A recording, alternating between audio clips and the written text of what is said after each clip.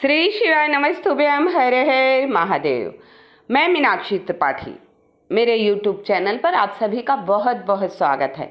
आप सभी को फागुन पूर्णिमा की बहुत बहुत शुभकामनाएं। आज ही फागुन पूर्णिमा का व्रत रखा जाएगा। एक बार माँ यशोदा ने प्रभु श्री कृष्ण से पूछा, हे पुत्र, कलयुग में कोई ऐसा व्रत बताओ, ऐसा पूजन बताओ जिसके करने मात्र से स्त्री सदा सौभाग्यवती रहें, कभी विधवा न हो। तो कृष्ण ने कहा, हे माता, आपने बहुत ही अति उत्तम प्रश्न पूछा है। आपने बहुत उत्तम प्रश्न पूछा है। और ये कौन सबसे पहले व्रत कर रहा है और क्यों करता रहा? माँ यशोदा के इस प्रश्न से प्रभु बोली, हे माता, एक चंद्रहास राजा था। उसके राज में सभी संपन्न थे, सुखी थे, किसी प्रकार के उनके राज में दुख नहीं था। उसी राज्य में एक धनेश्वर नामक ब्राह्मण था। समय समय पर कीर्तन, भजन, कथा, वार्ता, जनता हर्षोल्लास से अपना जीवन व्यतीत करती थी।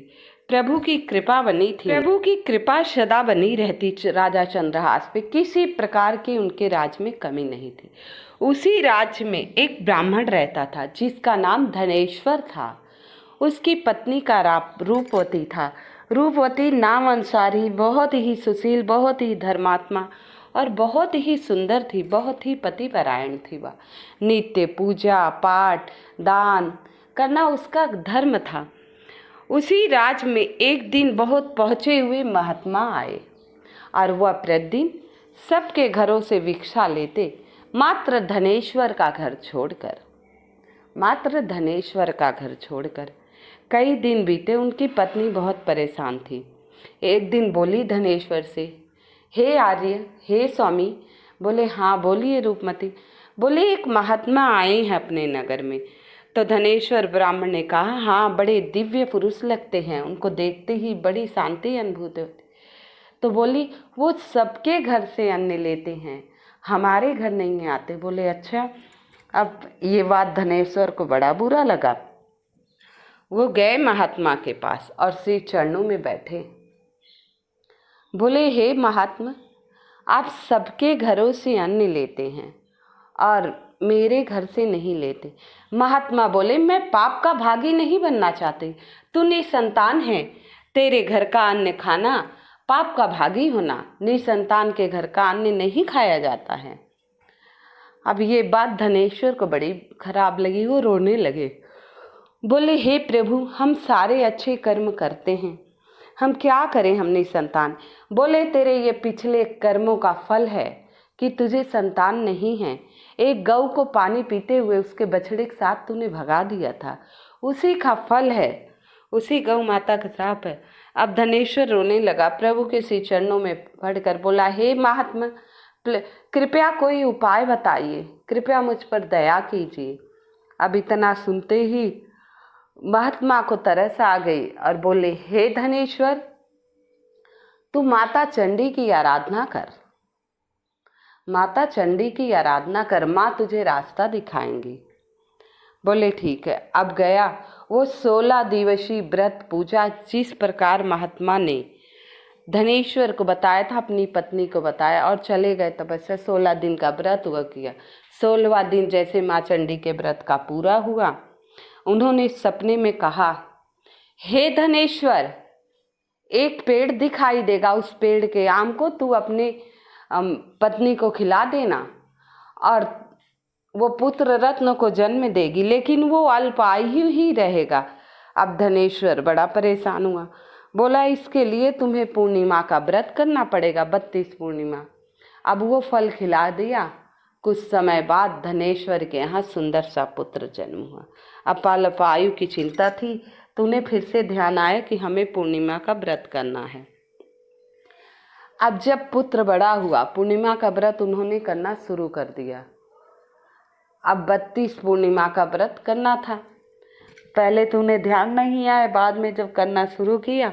अब जब 16 साल का पुत्र हुआ और उन्होंने पूर्णिमा व्रत छोड़ा नहीं, 16 साल का जब पुत्र हुआ तो अपने उसके मामा को बुलाकर, अपने साले को बुलाकर उसके साथ काशी पढ़ने भेज दिया और बहुत सारा धन दिया।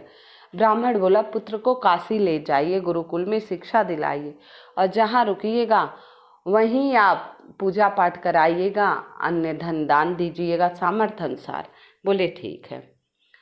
अब वो पुत्र अपने मामा के साथ चलने लगा, जगह जगह जहाँ रुकते रात्रि वहाँ पूजन हवन कराते, प्रसाद वितरण करवाते सामर्थ्य। ऐसे एक नगर में पहुँच गए। वहाँ किसी के कन्या का विवाह था। अब दूल्हे का पता नहीं था, दूल्हा क्योंकि एक आँख से काना था। अब पुत्र के जो दूल्हे के पिता था उसको चिंता थी, अगर ये बात पुत्री के पिता को, दुल्हन के पिता को पता चलेगा तो वो विवाह नहीं करेगा।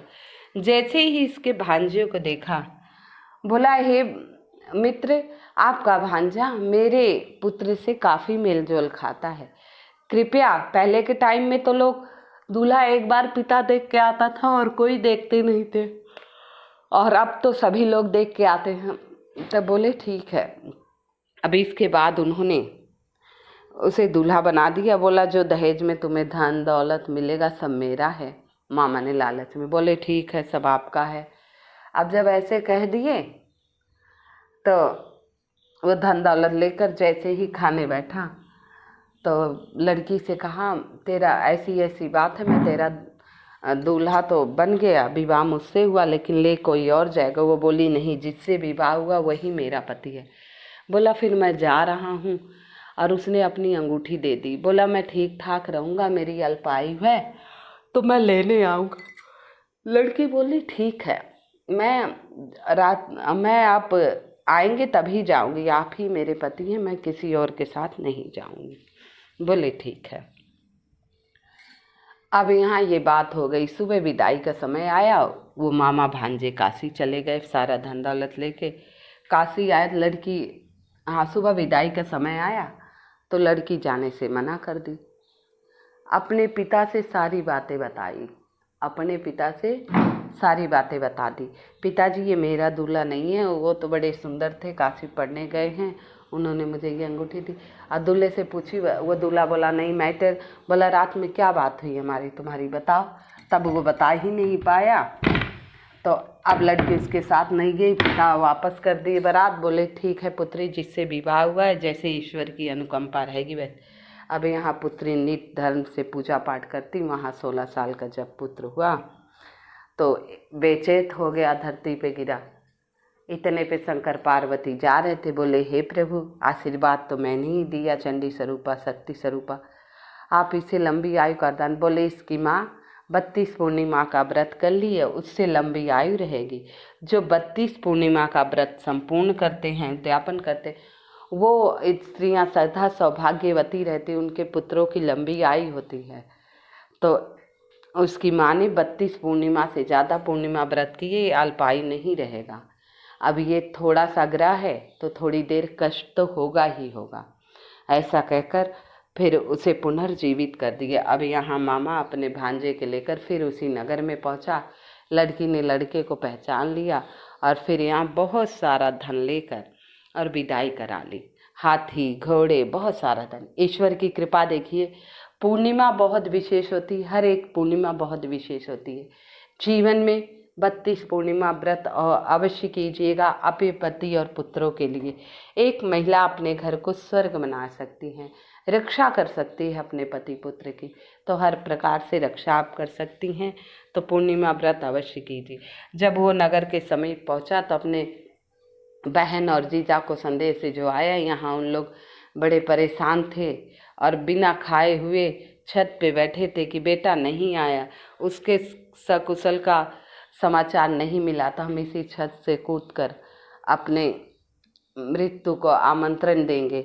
लेकिन देखिए प्रभु की महिमा, पूर्णिमा का ही दिन था, फागुन पूर्णिमा का, उसका पुत्र घर आया बड़े हर्षोल्लास से। फिर बहू बेटा सभी मिलकर पूर्णिमा का व्रत किए, समय समय पर उद्यापन किए। हे सत्यनारायण बाबा, हे लक्ष्मी नारायण, जैसे इन पर कृपा की सब पर कृपया करिएगा, सबकी लाज रखिएगा, सबके पूजा का मान रखिए प्रभु। जो गलती हो अपराध हो क्षमा करते हुए कृपा बनाए रखना। जो कथा कहे कथा सुने उन सब की मनोकामना पूर्ण हो, हुंकारा भरे।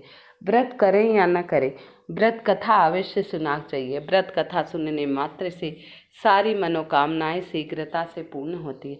आशा करती हूँ आप सभी को मेरी वीडियो पसंद आ रही, तो कृपया लाइक एवं सब्सक्राइब अवश्य कर दीजिएगा। कमेंट में जय श्री लक्ष्मी नारायण लिख दीजिएगा।